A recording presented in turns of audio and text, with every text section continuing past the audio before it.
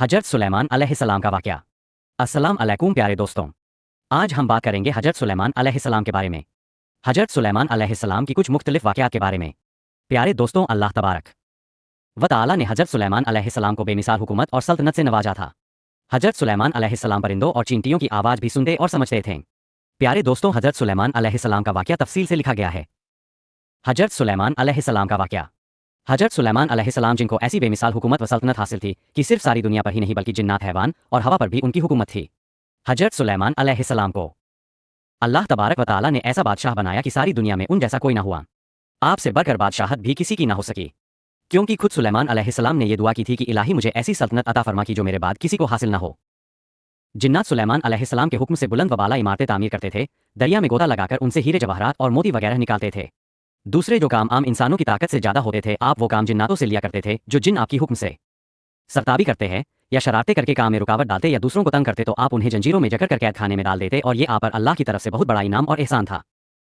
अल्लाह ताला सूरह स्वाद आयत 39 में फरमाते हैं, ये है हमारा अतिया, अब तू एहसान कर या रोक रख, कुछ हिसाब नहीं। अल्लाह ताला ने सुलेमान अलैहिस्सलाम को उन पर कब्जा और इख्तियार दे दिया और फरमाया, अब आपकी मर्जी, आप इन्हें सजा दे या दरगुजर करें, किसी को कुछ दे या रोक ले, आपके लिए सब कुछ जायज है। आपकी मौजात में से एक मौजा ये भी था कि हवा आपके लिए मुस्खर यानी मुक्ति व फरमाबरदार थी। अल्लाह ताला सूरह स्वाद आयत 36 में फरमाते हैं, बस हमने हवा को उनके माथा कर दिया, वो आपके हुक्म से जहां आप चाहते नरमी से पहुंचा दिया करती थी। अल्लाह ताला सूरतुल अंबिया आयत 81 में फरमाते हैं, और हमने तेज वतून हवा को सुलेमान के ताबे कर दिया, जो उसके फरमान के मुताबिक उस जमीन की तरफ चलती थी जहां हमने बरकत दे रखी है, और हम हर चीज का इल्म रखने वाले हैं। हजरत सुलेमान अलैहिस्सलाम और बकरियों के चरवाहे का वाकया। अल्लाह ताला ने आपको फैसला करने की जबरदस्त सलाहियत अता फरमाई थी। सूरतुल अंबिया आयत 87 में है। और दाऊद और सुलेमान को याद कीजिए, जबकि वो खेत के मामले में फैसला कर रहे थे कि कुछ लोगों की बकरियां उसमें चर चुक गई थी और उनके फैसले में हम मौजूद थे। हुआ ये कि दो आदमी हमसाए थे, उनमें झगड़ा हो गया। उनमें से एक के पास खेत था, इसमें उसने फसल बो रखी थी। दूसरे के पास कुछ बकरियां थी। बकरियों का चरवाहा रात के वक्त दीवार वाले दरवाजे को बंद कर देता था ताकि बकरियां निकलकर फसल को नुकसान न पहुंचाएं। एक दिन वो दरवाजा बंद करना भूल गया। बकरियां खेत में आकर चरने लगी। फसल खराब हो गई। दोनों दाऊद अलैहिस्सलाम के पास आए, अपना मुकदमा पेश किया। दाऊद अलैहिस्सलाम काजी भी थे। उस वक्त सुलेमान अलैहिस्सलाम कहीं गए हुए थे। दाऊद अलैहिस्सलाम मुकदमा सुनकर कहने लगे, ये बकरियों वाले की सुस्ती का नतीजा है। इसका हल यही है कि वो तेरी बकरियां अपनी तहवील में ले ले। दोनों फरीक जब बाहर निकले तो सुलेमान अलैहिस्सलाम से मुलाकात हुई। उन्होंने तफसील सुनकर फरमाया, मेरे साथ आओ। वो उन्हें दाऊद अलैहिस्सलाम के पास ले आए और बोले, इस मुकदमे का इससे बेहतर फैसला यह है कि ये बकरियां जमीन वाले को दे दें और जमीन बकरियों वाले को। जब बकरियों वाला जमीन को पहली हालत में उगा देगा तो आप दोनों की चीजें उन्हें लौटा दें। इस दौरान खेती का मालिक बकरियों के दूध से फायदा हासिल करता रहेगा। ये फैसला ज्यादा बेहतर है। इसे बकरियों वाला अपनी बकरियों से बिल्कुल महरूम ना हुआ और खेती वाले का नुकसान पूरा हो गया। ये फैसला आपको अल्लाह ताला ने समझाया था। अल्लाह ताला सूरतुल अंबिया आयत 89 में फरमाते हैं, हमने उसका सही फैसला सुलेमान को समझा दिया। हाँ, हर एक को हमने इल्म और हिकमत से नवाजा था। हजरत सुलेमान अलैहिस्सलाम और दो औरतों का वाकया। बुखारी और मुस्लिम में एक हदीस है, उसमें इसी किस्म का एक वाकया बयान हुआ है कि दो औरतें अपना मुकदमा दाऊद अलैहिस्सलाम के पास ले आई। दोनों को अल्लाह ने एक एक बच्चा दे रखा था। एक भेड़िए ने हमला करके बड़ी उम्र वाली का बच्चा चीर फाड़ डाला। औरत चालाक थी, उसने छोटी उम्र वाली का बच्चा छीन लिया कि ये मेरा बच्चा है। दाऊद अलैहिस्सलाम ने देखा बच्चा बड़ी औरत के पास है तो उसके हक में फैसला दे दिया। सुलेमान अलैहिस्सलाम ने दाऊद अलैहिस्सलाम से इजाजत चाहते हुए कहा, क्या मैं इस मुकदमे का फैसला कर सकता हूं? उन्होंने इजाजत दे दी। सुलेमान अलैहिस्सलाम ने औरत से कहा, बच्चा मुझे दे दो। बच्चा हाथ में लेकर उन्होंने तलवार निकाली और दोनों औरतों से फरमाया, मैं इसके दो टुकड़े करके तुम दोनों में बराबर बराबर तकसीम करने लगा हूं। ये सुनकर बड़ी औरत बोली कि ठीक है, जबकि छोटी औरत ममता की वजह से चिल्ला उठी कि आप इसे जिंदा रहने दें और उसे दे दे। ये सुनते ही सुलेमान अलैहिस्सलाम बोल उठे, तू ही इसकी मां है जिससे अपने बच्चे के टुकड़े देखना बर्दाश्त ना हो। सका, फिर बच्चा उसे दे दिया। हजरत सुलेमान अलैहिस्सलाम और चींटी का वाकया। सुलेमान अलैहिस्सलाम का एक वाकया कुरान में यूं है। सूरह नम आयत 17 और 18 में है। और सुलेमान के सामने उनके तमाम लश्कर जिन्नात, इंसान और परिंदों में से जमा किए गए। हर किस्म अलग अलग खड़ी कर दी गई। जब वो चींटियों के मैदान में पहुंचे तो एक चींटी ने कहा, ए चींटियों, तुम अपने अपने घरों में घुस जाओ, ऐसा ना हो कि बेखबरी में सुलेमान और उनका लश्कर तुम्हें रौंद डाले। उन तमाम लश्कर को इकट्ठा किया गया था। अल्लाह ताला ने चींटी की ये बात सुलेमान अलैहिस्सलाम को सुना दी। सूरह नम आयम 19 में है। उसकी इस बात पर सुलेमान मुस्कुराकर हंस पड़े और दुआ करने लगे कि ए मेरे परवरदिगार, तू मुझे तौफीक दे कि मैं तेरी उन नमतों का शुक्र बजा लाऊं जो तूने मुझ पर इनाम की है, और मैं ऐसे नेक आमाल करता रहूं जिनसे तू खुश रहे, और मुझे अपनी रहमत से नेक बंदों में शामिल फारमा। हजरत सुलेमान अलैहिस्सलाम और हुदहुद का वाकया। सूरह नम आयम 20 से 25 में है। आपने परिंदों की देखभाल की और फरमाने लगे, क्या बात है कि हुदहुद नजर नहीं आ रहा? क्या वो वाकई गैर हाजिर है? यकीनन मैं उसे सख्त सजा दूंगा, या उसे जिबाह कर डालूंगा, या वो मेरे सामने कोई माकूल वजह बयान करे।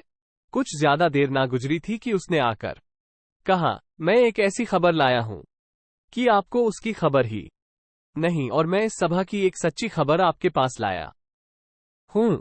मैंने देखा है कि उनकी बादशाह एक औरत है जिसे हर किस्म की चीज से कुछ न कुछ दिया गया है, और उसका तख्त भी बड़ा अजीम है।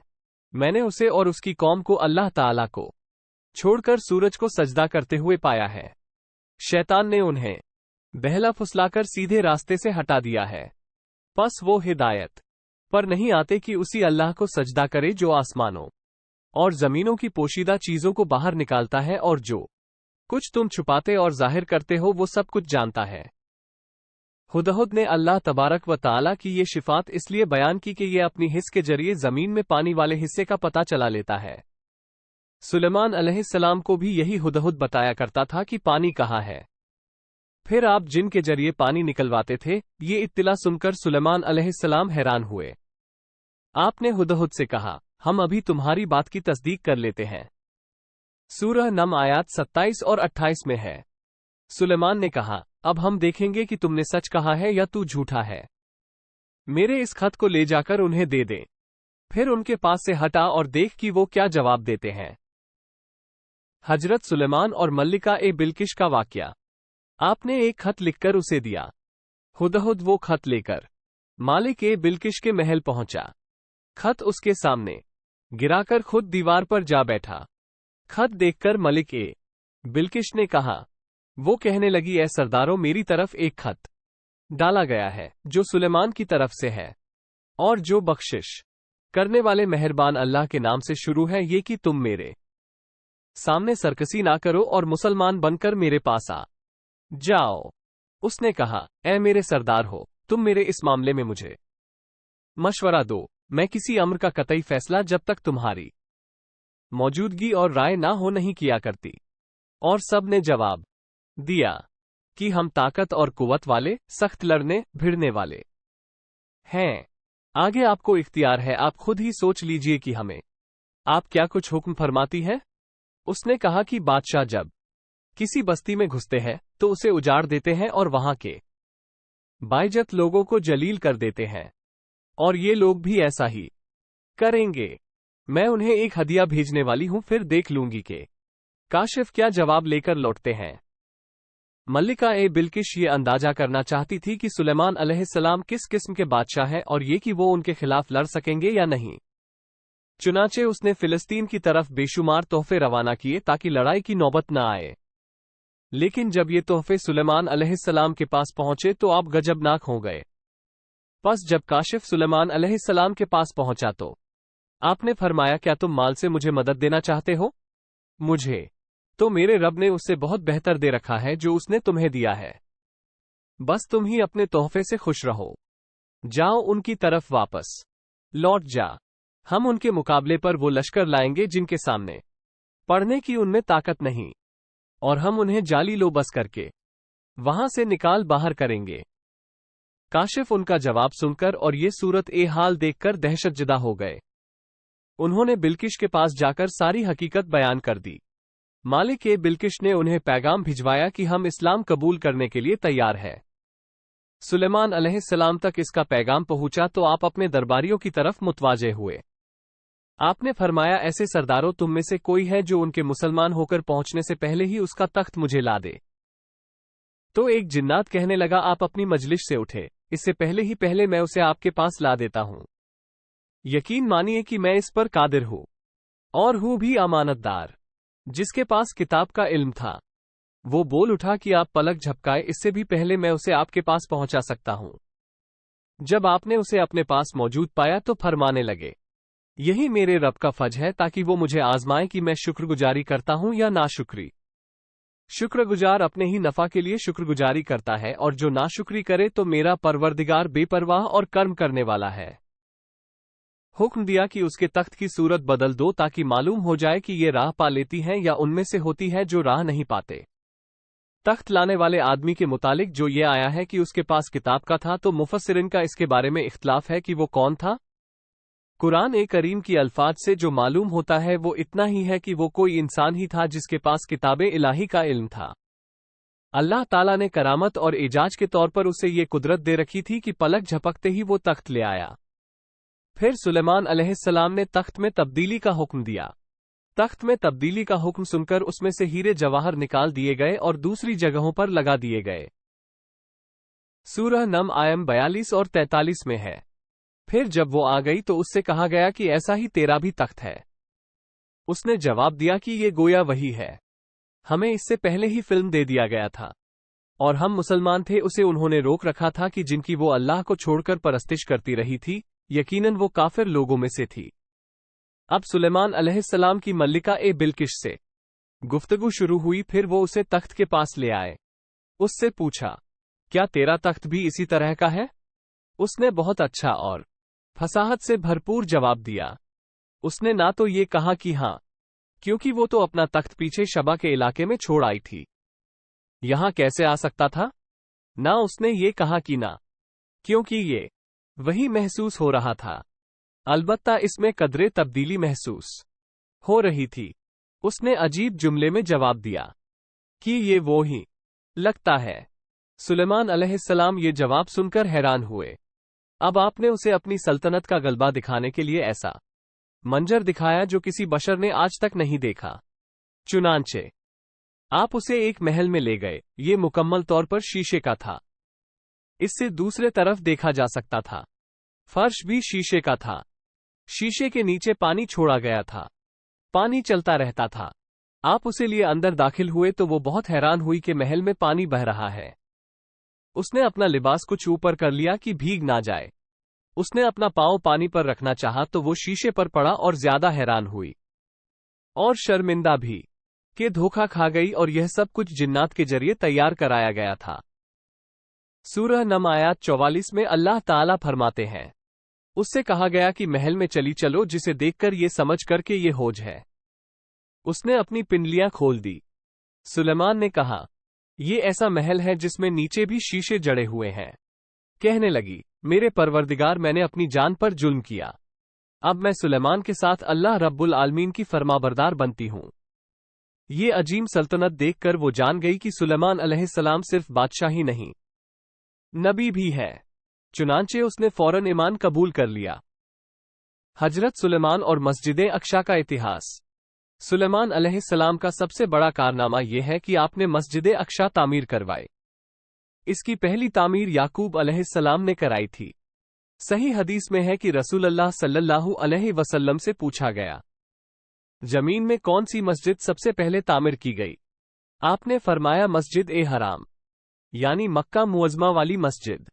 پھر آپ سے پوچھا گیا کہ اس کے بعد کون سی مسجد زمین میں بنائی گئی؟ آپ نے جواب دیا، مسجد اقصی۔ جب وقت نصر نے اس پر قبضہ جما لیا تو اس نے مسجد اقصی ڈھا دی۔ لیکن پھر سلیمان علیہ السلام کو اللہ تعالیٰ نے بادشاہت عطا کی تو انہوں نے مسجد اقصی کی تعمیر شروع کرا دی۔ اس کے ساتھ ہی انہوں نے ہیکل سلیمانی بھی تعمیر کروایا۔ یہودی آج تک اس کو مقدس سمجھتے ہیں۔ یہ مسجد اقصی کے بالکل قریب ہے۔ مسجد اقصی میں نماز کی فضیلت۔ مسجد اقصی کے فضیلت میں بہت سی روایت ملتی ہے، جیسا کہ رسول اللہ صلی اللہ علیہ وسلم کا ارشاد ہے، مسجد حرام میں ایک نماز کا ثواب 1,00,000 نمازوں کے برابر ہے۔ مسجد نبوی میں ایک نماز کا ثواب 1,000 نماز کے برابر ہے، اور مسجد اقصی میں 500 نمازوں کے برابر ثواب ملتا ہے۔ حضرت سلیمان کی دعا۔ مسند احمد میں عبداللہ بن عمرو بن عاص رضی اللہ تعالی عنہما سے روایات ہے کہ رسول اللہ صلی اللہ علیہ وسلم نے فرمایا، جب سلیمان علیہ السلام نے بیت المقدس کو تعمیر کیا تو اللہ تعالی سے 3 دعائیں مانگی، ان میں سے اللہ تعالی نے 2 قبول فرمائی اور ایک کے بارے میں ہم امید رکھتے ہیں کہ وہ ہمیں ملے گی۔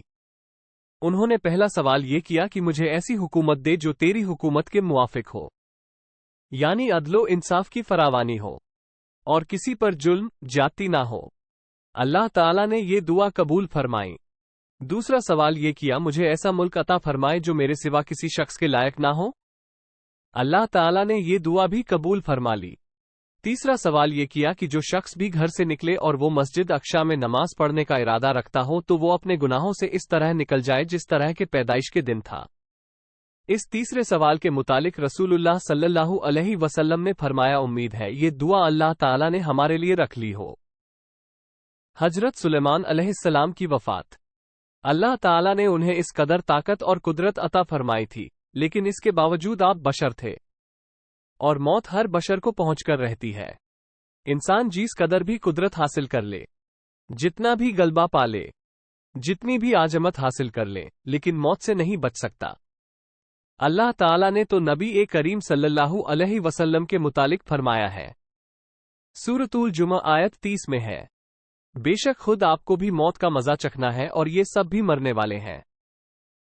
اللہ تعالیٰ نے چاہا کہ سلیمان علیہ السلام کی موت سے بھی لوگوں کو عبرت ہو اور نشانیاں ظاہر ہیں، کیونکہ اس دور میں لوگ جنات کے فتنے میں مبتلا تھے۔ یہ خیال کرتے تھے کہ جنات کو غیب کا علم ہے۔